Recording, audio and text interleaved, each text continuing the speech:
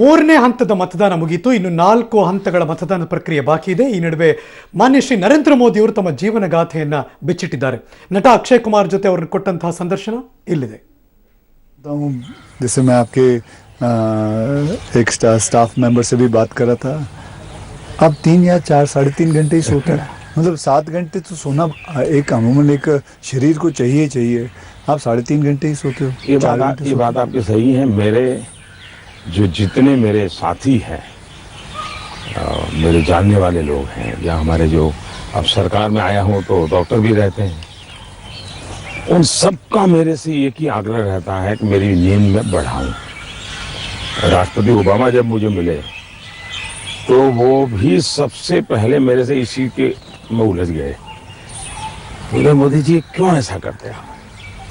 बोले हम दोनों अच्छे दोस्त हैं जी, तू तारी करके बुलाते हैं एक दूसरे को. तो तू ऐसा क्यों करता है जी? तुझे आज पता नहीं है, ये तेरा नशा है काम का, तुम करते रहोगे, लेकिन तुम अपना नुकसान कर रहे हो. और वो जब भी मिलते हैं कि तुम मेरी बात मानते हो नहीं मानते हो, नींद बढ़ाई कि नहीं बढ़ाई. अब पता नहीं, मेरा एक बॉडी साइकिल ऐसा हो गया है. मतलब आपको नींद आती ही नहीं है 3.5-4 घंटे के बाद? नहीं, नींद जो है मेरी इतने कम समय में पूरी हो जाती है. स्ट्रेस की वजह से तो आप उठ नहीं जाते हो कि अब मुझे काम नहीं. मैं इतना नॉर्मली देखा है आपने कि कोई भी व्यक्ति उठता है तो हाथ पैर इधर उधर करता है, आंखें ऐसे ऐसे करता है. मेरा कुछ नहीं, आंख खुलती है, फ्रिक्शन ऑफ सेकंड मेरा पैर जमीन पे होता है, मैं उठ जाता हूँ. उठता मैंने बिस्तर पे उठता वैसा नहीं, बिस्तर से भी बाहर होता हूँ. अब ये हो सकता है वो मेरी जो 18-22 साल के कालखंड में जिस जिंदगी को मैं जी रहा था जी, उसमें से शायद ये डेवलप हुआ है. अब वो मेरे शरीर का वो हिस्सा बन गया है. तो अच्छा. लेकिन मैं, जैसा आपने कहा रिटायर्ड होने के बाद क्या करोगे, तो पहला काम मैं नींद कैसे बढ़ाऊं, हाँ. इस पर सोचूंगा. एक मैंने चीज़ फॉलो की है जिसको कहते हैं कि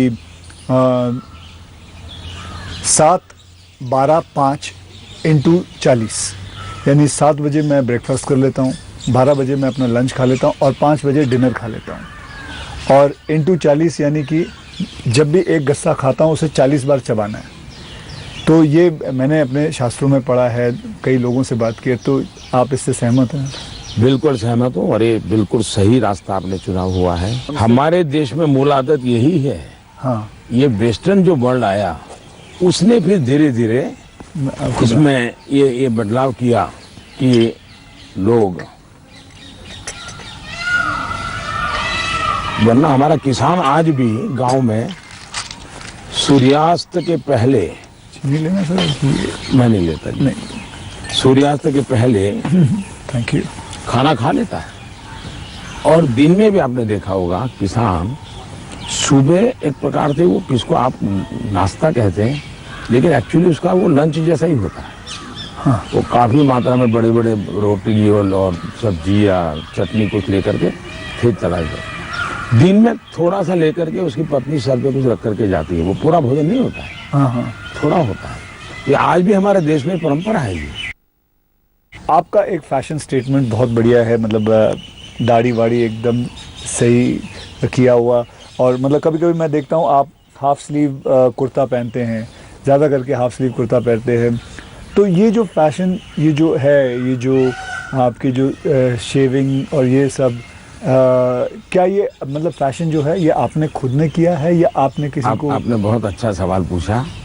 जैसे मैं बस ठीक हूँ, गुस्सा करता हूँ, ये जो एक छवि बनाई गई है, वैसे दूसरी छवि मेरे इन कपड़ों की दुनिया को लेकर के बनाई गई है. दरअसल क्या है, मैं छोटी बैग में, तो मैं देखता था कि एक तो मैं कपड़े खुद धोता था.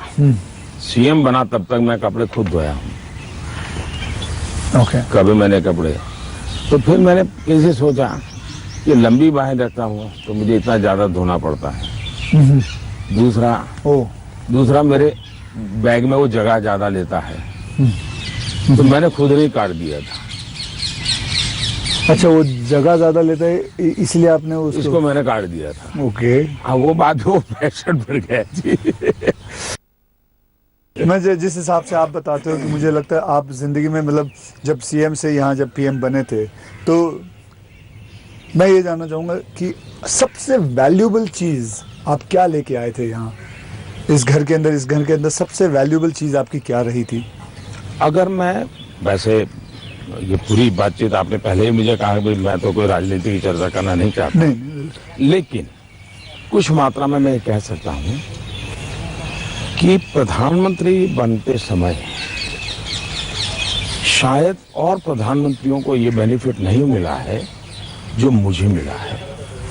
देश में इतने प्रधानमंत्री हो गए, इतने प्रधानमंत्रियों को ये बेनिफिट नहीं मिला है जो मुझे मिला है। वो ये है कि मैं लंबे अरसे तक मुख्यमंत्री रह के आया हूं और मैं गुजरात का लॉन्गेस्ट सर्विंग चीफ मिनिस्टर था।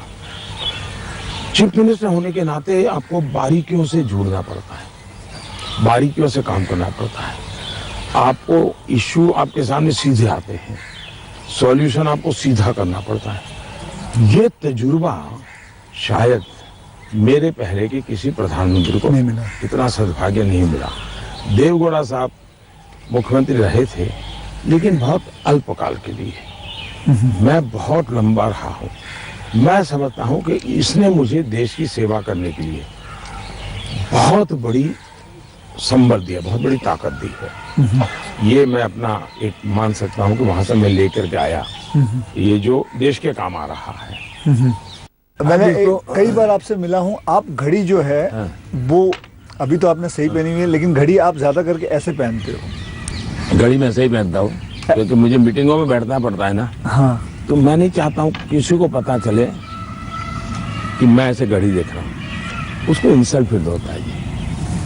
अच्छा, तो मैं उसके सम्मान के लिए हमेशा कॉन्शियस रहता हूँ कि ऐसे चोरी छुपे से घड़ी देख लेता हूँ।